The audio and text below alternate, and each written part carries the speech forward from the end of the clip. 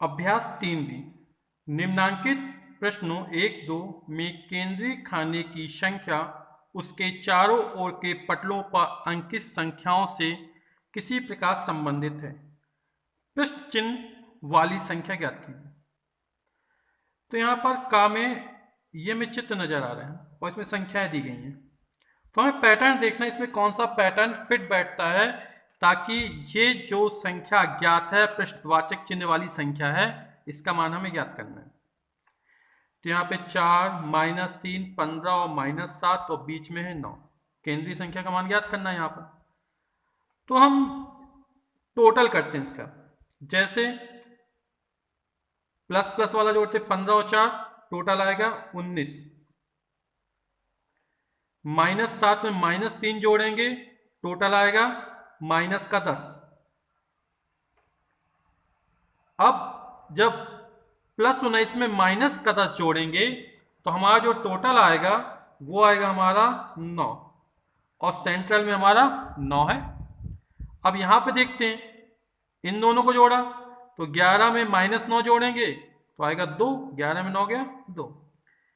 21 में -13 तो 21 में -13 जाएगा तो आएगा 8।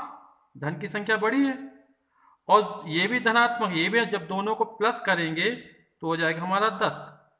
तो हमारा सेंट्रल में क्या है 10 है। इसी तरह इसमें करना है, 17 और 14 जोड़ेंगे तो 7 4 11 और 1 और 1 2 हासिल का 1 तो 31 हो जाएगा। ये 18 5 23 10 33, ये माइनस का 33 आएगा। तो जब -33 में हम प्लस का 31 जोड़ेंगे तो माइनस का बड़ा है, आंसर माइनस में आएगा। तो 33 -33 में 31 जोड़ेंगे, 31 32 33 2, तो ये -2 आ जाएगा। तो यहां पर ये -2 है तो ये हमारा पहला विकल्प सही हो जाएगा। तो यहां पर जो संख्या आएगी वो -2। अब दूसरा देखते हैं, यहां पर सेंट्रल में 10 है, 8 है, यहां पर ज्ञात करना मान। तो 15 और 11 इन दोनों का योगफल करेंगे तो कितना आएगा, 15 1 16 10 26 26। 19 में -3 जोड़ेंगे, 19 में -3 जोड़ेंगे कितना हो जाएगा, 19 प्लस -3 यानी 19 प्लस माइनस का माइनस, तो 19 में 3 जाएगा तो आएगा 16। तो यहां पर हमारा आएगा 16।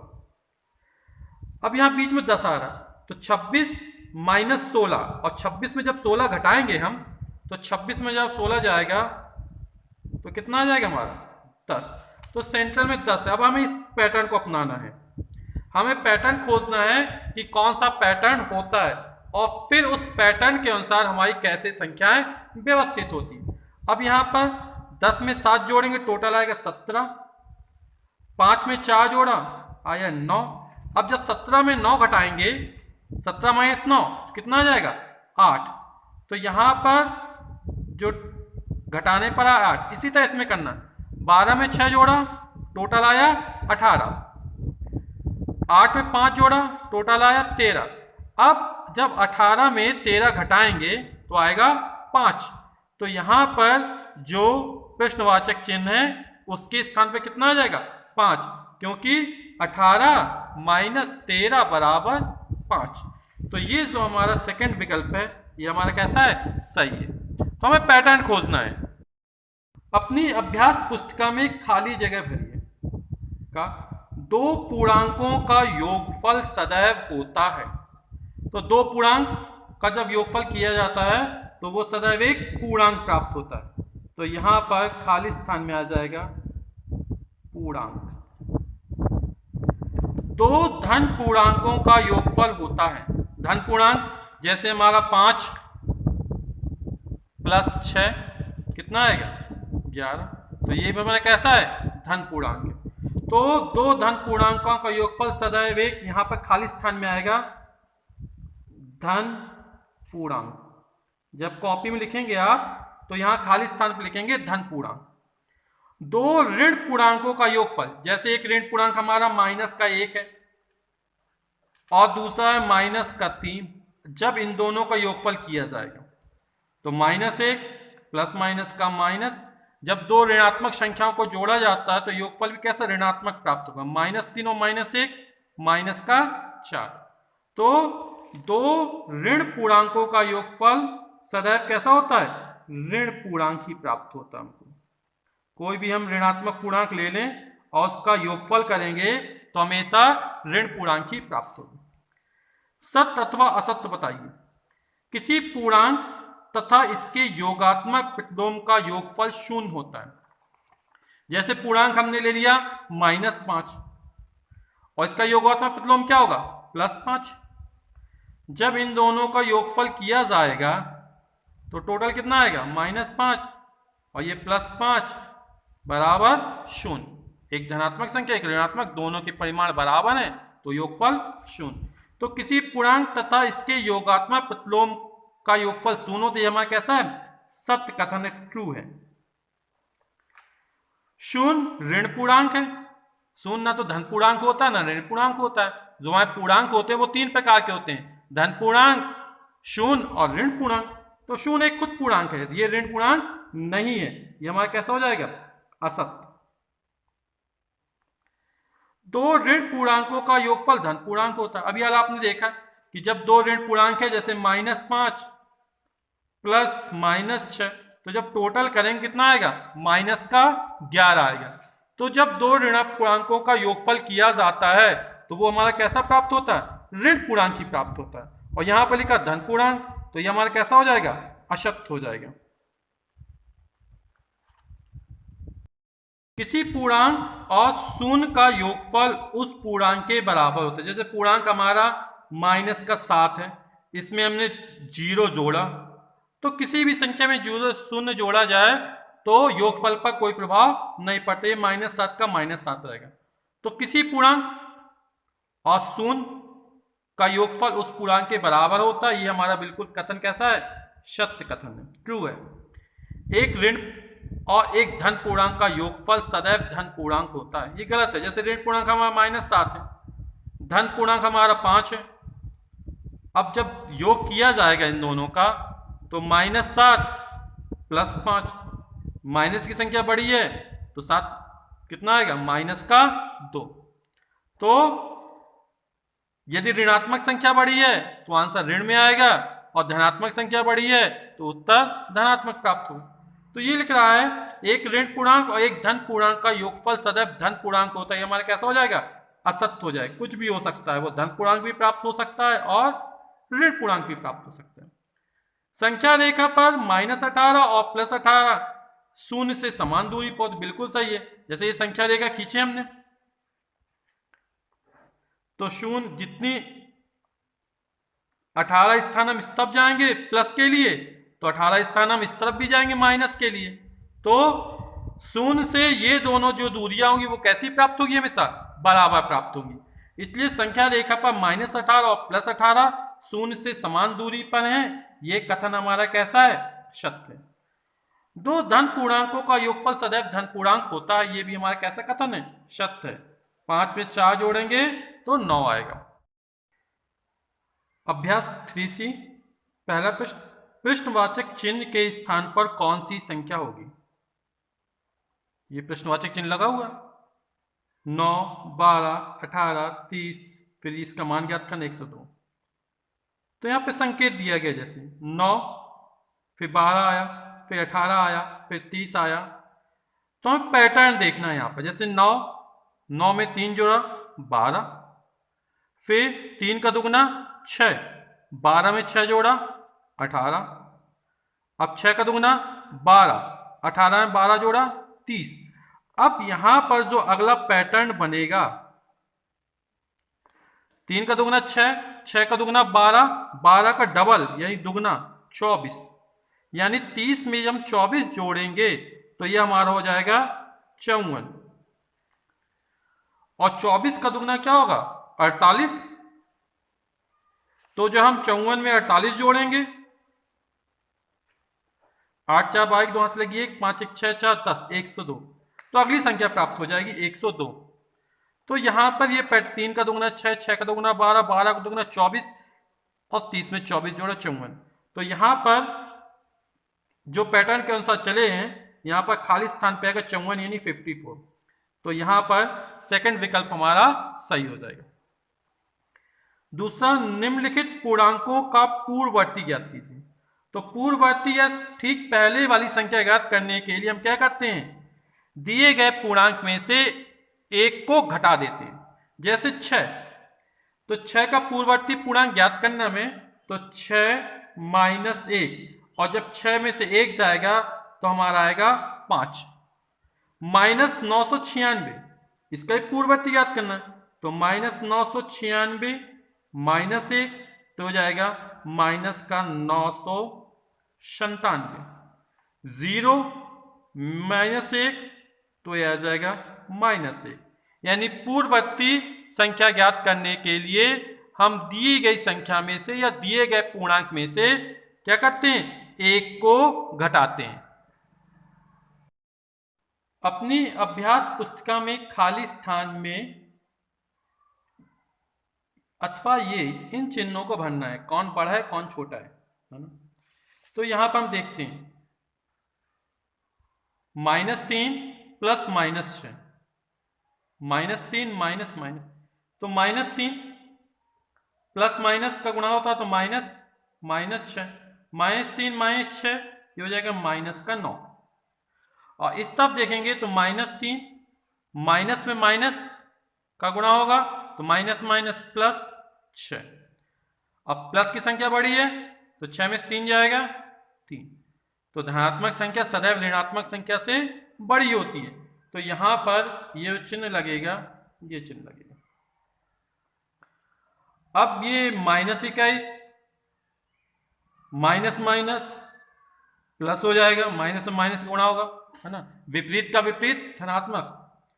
तो +21 -21 0, यहां पर -21 प्लस माइनस का माइनस -21, -21 तुम दोनों ऋणात्मक संख्या हैं तो कितना हो जाएगा माइनस का 42।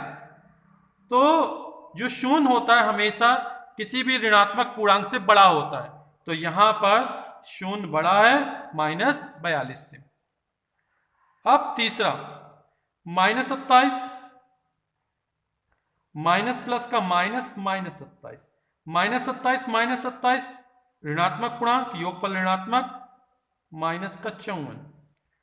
अब यहां पर आएगा 27 माइनस प्लस -45।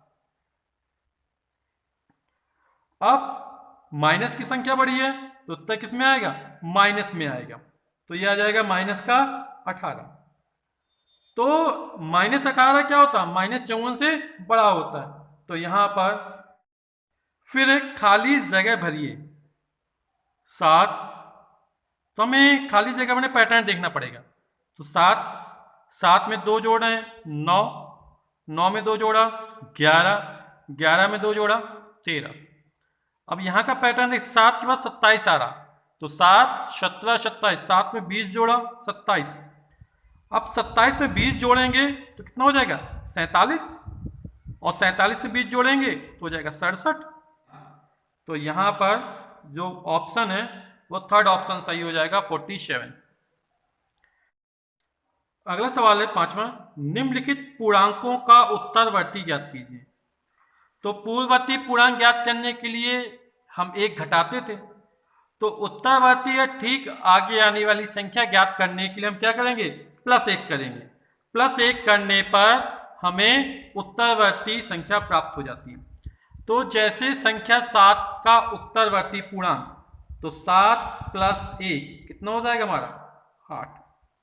-5 का उत्तरवर्ती पूर्णांक, तो -5 + 1, तो माइनस क्या बड़े उत्तर माइनस में, -5 + 1 तो -4। -20 प्लस का 1 तो -19। -997 प्लस का 1 तो हो जाएगा -996, और 0 + 1 तो ये हो जाएगा हमारा 1। किसी स्थान पर 12 बजे दोपहर तापमान 0 से 19 डिग्री सेल्सियस अधिक था, तथा अर्धरात्रि को तापमान 0 से 2 डिग्री सेल्सियस कम हो गया। तापमान में परिवर्तन ज्ञात कीजिए। तो दोपहर के समय तापमान जो था 19 डिग्री सेल्सियस अधिक था, ये 0 डिग्री सेल्सियस है, और तापमान 19 डिग्री सेल्सियस अधिक था, तो ये ऊपर की तरफ धनात्मक मान लेते हैं, तो ये हो जाएगा 19 डिग्री सेल्सियस। और रात्रि के तापमान 0 से 2 डिग्री सेल्सियस कम हो गया, तो ये 0 से 1 2, ये 2 डिग्री सेल्सियस कम नीचे तरफ यानी माइनस। अब तापमान में परिवर्तन ज्ञात करना है, तो तापमान में परिवर्तन ज्ञात करने के लिए अंतिम तापमान में से प्रारंभिक तापमान को क्या कर देंगे, घटा देंगे, तो तापमान में परिवर्तन निकल आएगा। तो अंतिम तापमान हमारा माइनस का 2 degree Celsius minus 19 degree Celsius, तो माइनस 2 डिग्री सेल्सियस और ये हो जाएगा माइनस का 19 डिग्री सेल्सियस। तो ये हो जाएगा माइनस दोनों है तो जुड़ जाएंगे, एक समान चिन्ह के हैं, लेकिन क्योंकि माइनस में उत्तर किस में आएगा, माइनस में, तो माइनस का 21 डिग्री सेल्सियस। फिर अगला सवाल है, प्लूटो का जन्म 429 ईसा पूर्व हुआ था तथा 448 ईसा पूर्व में दिवंगत हुए, वे कितने वर्षों तक जीवित रहे? तो प्लूटो का जब जन्म हुआ था 429 ईसा पूर्व, यानी जो जन्म होगा 429 ईस्वी होता, ईस्वी के पूर्व यानी माइनस ईस्वी हो जाएगा, और जो दिवंगत हुए ये हुए हैं 348 ईसा पूर्व, तो ये भी क्या हो जाएगा, ईसा के पूर्व माइनस हो जाएगा ये भी हमारा। अब वे कितने वर्षों तक जीवित रहे? तो जीवित रहने की जो अवधि है अंत में से प्रारंभ को घटा देंगे, तो minus 248 sorry 348 minus 348 minus minus 429, अंत माइनस 348, परिवर्तन निकालना तो घटा दिया हमने, माइनस 429, तो हो जाएगा माइनस 348 माइनस माइनस प्लस 429, तो ये आ जाएगा, धनात्मक संख्या बढ़ी है, 9 में से 8 गया 1, 12, 12 में से 4 गए 8, तो वो 81 वर्ष तक जीवित रहे।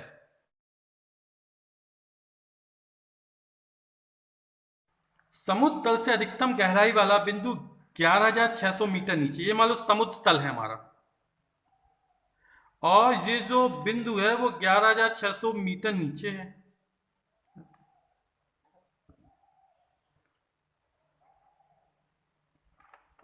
नीचे तो माइनस मान सकते हैं।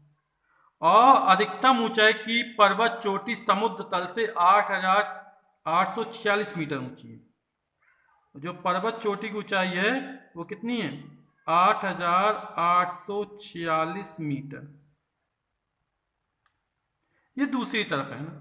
अब हमें गहराई वाले बिंदु यहां से दूरी ज्ञात करना है, तो जब ये दूरी ज्ञात करें तो ये हमारी पूरी ऊंचाई हो जाएगी, तो एक ये और दूसरा ये, इन दोनों को यदि जोड़ दिया जाएगा तो हमारी गहराई वाले बिंदु से चोटी की ऊंचाई निकल आएगी, यानी 11,600 प्लस 8,846, 6 4 8 14 की चांस लगी 1, 8 1 9 1 10 की चांस लगी 1 2, 20,446 मीटर इस गहराई वाले बिंदु से इस ऊंचाई की दूरी निकल आई, क्योंकि ये दूरी कभी ऋणात्मक नहीं होती और यहां की पूरी ऊंचाई ज्ञात करना है कुल दूरी, तो क्या करेंगे, इस दूरी में इस दूरी को जोड़ देंगे।